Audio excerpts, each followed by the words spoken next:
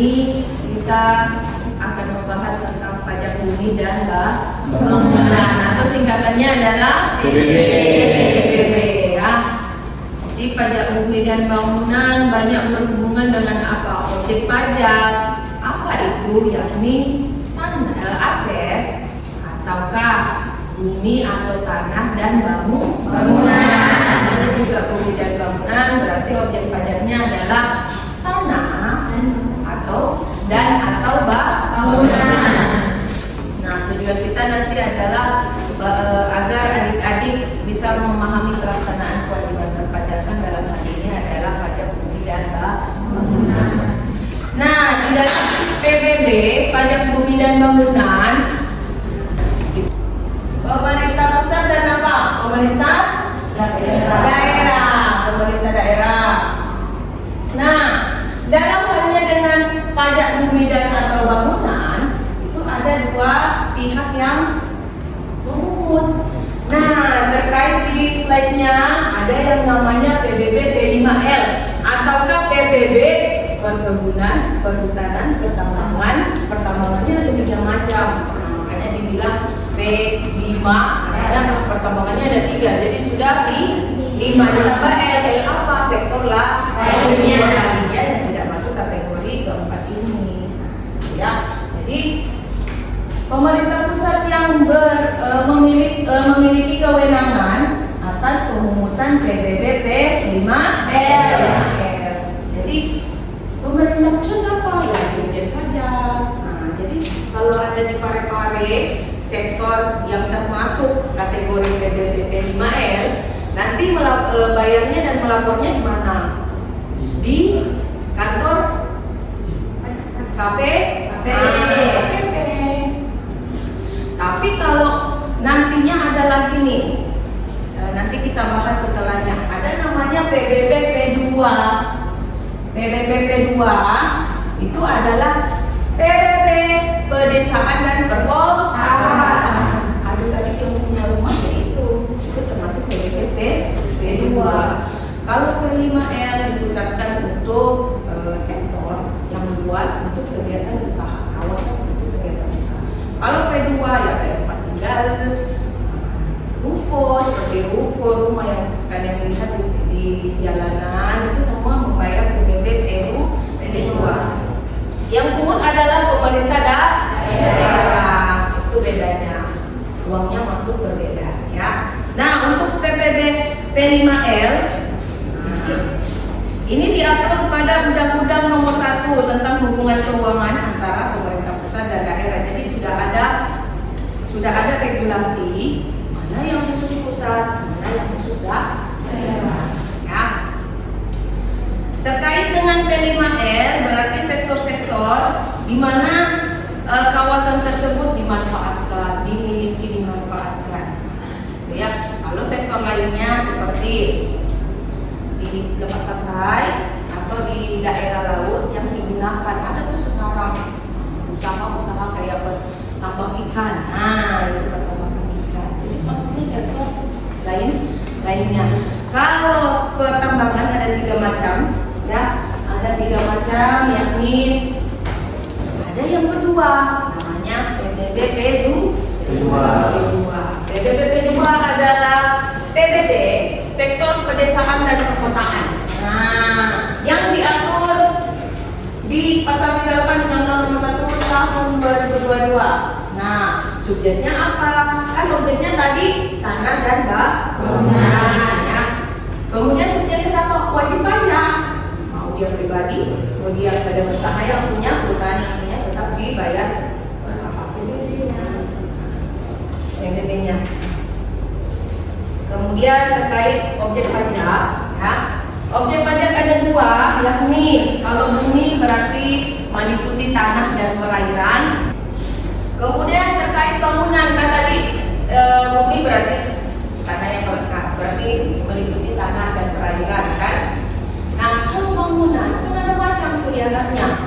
Di atasnya ada yang termasuk adalah jalan lingkungannya, jalan tol, kolam renang, ada tuh biasa rumah yang ada kolam renangnya, ada lagi pagarnya, ya seperti itu. Tamannya, nah itu semua semua PBB.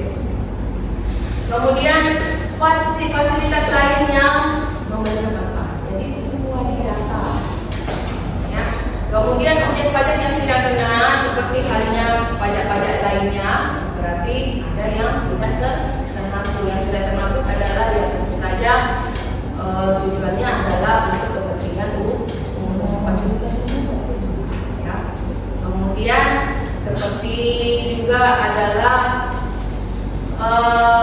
unit dan atau tanah bangunan yang digunakan oleh badan atau perwakilan internasional tidak dikenakan ya, selama tidak melakukan usaha di dalam situ ya. Kemudian subjeknya tadi sudah ya, subjeknya berarti orang atau badan yang secara nyata punya hak atas bumi dan atau bangunan. Nah, sampai sini ada yang mau ditanyakan terkait definisi PBB. Definisi PBB ada subjeknya, ada objeknya, apa-apa saja jenis PBB-nya. Ya. Tidak ada pertanyaan? Kalau begitu saya lanjut. Kita masuk yang lebih berat lagi, yakni adalah dasar pengenaan pajak bumi dan bangunan. Yang pertama ada yang namanya NJOP. NJOP adalah NJOP adalah nilai jual. Apanya yang jadi nilai jualnya? Objek pajak. Nah, jadi instrumen dalam menentukan perhitungan PBB itu pertama ditahu dulu NJOP-nya. Nilai jualnya objek pajak. Apa sih objek pajaknya yang tadi? Yakni apa objek pajaknya PBB? Bangunan. Apa objek pajaknya PBB? Bumi dan atau bangunan ya. Nah, dasar pengenaannya yang pertama adalah NJOP. Jadi kita bisa tahu nilai jual objek pajak itu anak bumi dan bangunan itu apa. Nah, itu menjadi dasar dari perhitungan PBB. NJOP didapatkan dari mana? Dilihat harga rata-ratanya. Harga rata-ratanya atau harga pasarnya ataukah ada perhitungan dari pemerintah nilai bumi dan bangunannya ini seperti itu nilainya. Itu jadi patokannya. Kemudian yang kedua, sama dengan pajak penghasilan. Yang kedua adalah NJOP PTKP. Apa tuh? PTKP apa kemarin? Pajak tidak kena pajak. Penghasilan tidak kena pajak. Nah, untuk jenis PBB berarti dia adalah nilai jual objek pajak penghasil. Yes, objek pajak yang tidak kena pajak, yang tidak kena pajak. Nah, ini agak panjang. Tapi kan kalian sudah paham di pajak penghasilan kemarin toh, PTKP. Berarti PTKP adalah tidak kena pajak. Ada standarnya. Berarti ada keringanan di dalamnya. Perhitungannya ada NJOP PTKP. Ya, ada pengurangannya. Nah, NJOP PTKP sudah diatur oleh regulasi. Jadi yang tadinya di Parepare, contoh ya, di Parepare 7 juta, di Makassar 8 juta. Kenapa berbeda? Namanya juga nilai jual objek pajak kan berbeda. Beda kan Parepare dan Makassar, pasti otomatis mobilisasi yang paling banyak terjadi itu di Makassar. Berarti nilai objek pajaknya lebih tinggi. Ya. Jadi NJOP PTKP itu tergantung dari mana? Dari aturan setiap kota atau kabupaten. Ya. Jadi tidak ada seperti penghasilan mau dia 1 M, mau dia penghasilannya 10 juta, ya sama. PTKP-nya adalah berapa PTKP-nya? 54 juta. 5 juta 400, 5 juta 400, jadi 54 juta. Kan itu 54 juta. Nah, NJOP PTKP. Kemudian dalam hal ini NJOP dan NJOP PTKP. Jadi NJOP PTKP mengurangi apa kenapa? Ya mengurangi. Iya, dia menambah kenapa? Karena tidak kena pajak. Jadi dia mengurangi. Dari mana? Dari nilai NJOP. Ya, kita masuk ke contoh. Ya, masuk ke contoh. Contoh pertama. Contoh pertama, seorang wajib pajak hanya mempunyai objek pajak berupa bumi. Nah, begitu. Nah, dari kesimpulan dari ini, karena NJOP-nya berada di bawahnya PTKP, nah ya tidak kena pajak, maka objek pajaknya tersebut tidak dikenakan PTKP. Ya, karena dia 3 juta, yang dikasih keringanan 8. Nah, itu ya. Kecuali kalau dia NJOP-nya 10 juta, yang PTKP-nya 8, berapa yang harus dibayar? Yang jadi NJOP-KP-nya 2 jutanya nanti dimasukkan ke tarif PPD. Itu maksudnya ya. Kemudian dari contoh 1 nih, karena dia lebih rendah ya. Bagaimana kalau contoh 2? Nah, ini ada tanda kutip. Jadi ada satu subjek nih punya punya dua istilahnya adalah punya 2 harta atau punya 2 bangunan. Nah, punya 2 bangunan. Cuman bedanya adalah ada di desa A, ada di desa B. Nah, terkait dengan pengenaan NJOP TKP-nya, karena dia punya 2 tapi beda desa, maka yang diakui cuma satu untuk dapat NJOP TKP.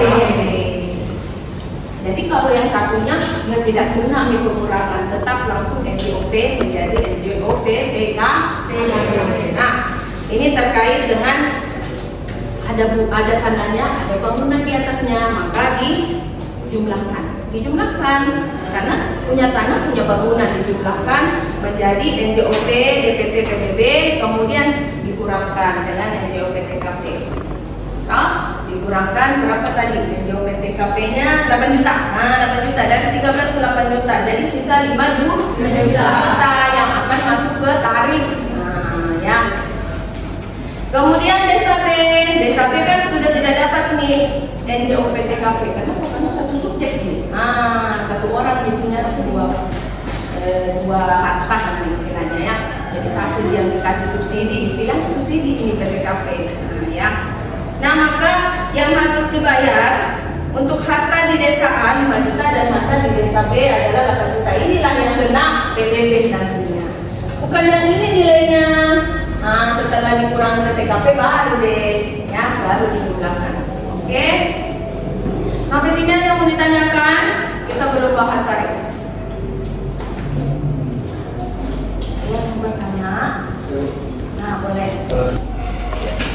Kalau semisal ada orang Bu yang punya bangunan tapi baru di tanahnya belum punya sertifikatnya, tetap wajib pajak itu Bu? Nah, tetap itu sebenarnya yang pertama adalah SHM, kemudian HGB. Nah, yang ketiga adalah PPB. Apa dia SHM? Sertifikat ini kalau kita mau membangun, kita mau beli tanah, itu instrumen utama yang pertama adalah sertifikat. Kalau tidak ada sertifikat berarti dia sepertinya akan menjadi sengketa karena tidak ada yang punya. Nah, yang kedua adalah hak guna bangunan. Hak guna bangunan itu ada jangka waktunya ya. Kalau menurut aturan ini bisa sampai maksimal 3 kita bayar PPB ada subjek pajak di atasnya, siapa yang punya. Nah, gitu. Jadi yang terkait dengan pertanyaannya itu bagaimana kalau yang bangun, yang bangun adalah orang lain tapi bukan dia yang punya tanah, gitu ya. Tapi bukan dia yang punya tanah. Nah, berarti itu yang sebenarnya yang punya hak itu yang mana? Yang punya tanah atau yang punya bangunan? Yang punya tanah. Karena dia adalah punya SHM. Jadi solusi yang harus dia lakukan karena dia punya bangunan di atasnya dan punya orang buminya adalah beli cepat itu buminya. Gitu, beli buminya ke orang yang sudah orang yang punya. Seperti itu ya. Ya, ada lagi yang mau bertanya? kita masuk ke nomor 3. Ternyata belum masuk tarif karena ada yang namanya NJKP. Jadi yang tadinya NJOP kita identifikasi berapa tanahnya, berapa meter hektar, berapa meter persegi. Kemudian cek NJOP TKP-nya di daerah itu. Nah, kemudian yang ketiga ada yang namanya NJKP. NJKP adalah nilai jual kena pajak. Nilai jual kena pajak. Nilai jual kena pajak. Nilai jual yang dipergunakan sebagai dasar perhitungan pajak, yaitu persentase. Nah, persentase dari nilai jual sebenarnya. Di dalam acuan peraturan pemerintah nomor 25 tahun 2022 bahwa untuk P2 ya, untuk P2 itu kalau dia lebih atau sama dengan 1M itu berarti kenanya 40%. Tapi kalau dia kurang dari 1M kenanya cuma 20%. 20%. Ini ada contohnya ya. Nah, dari sini ketahuan setelah 100 juta. Hasil dari itu baru dimasukkan ke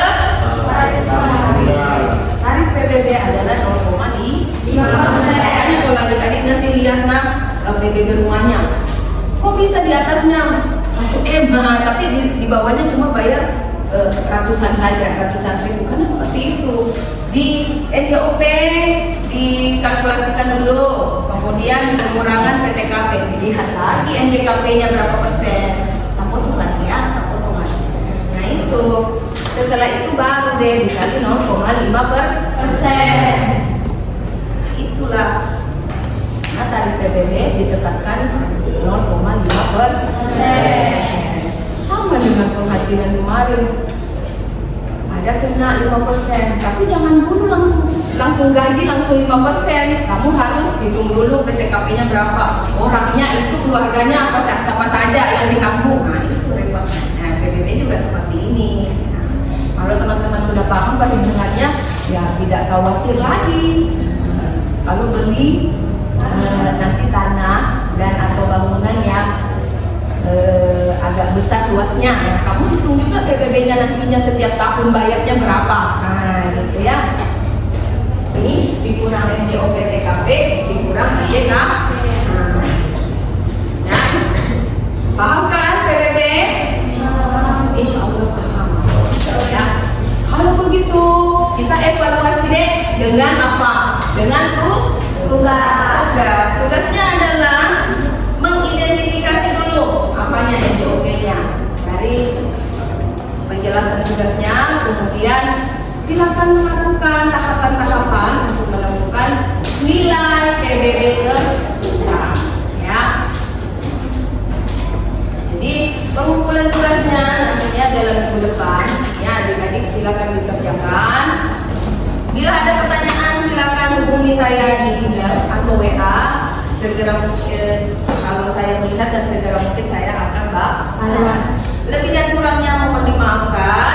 Saya akhiri dan insya Allah kita bertemu di pertemuan terakhir minggu depan untuk pengayaan beberapa kasus dari PBB dan BPHTB nantinya. Ya, saya akhiri. Assalamualaikum warahmatullahi wabarakatuh dan selamat siang.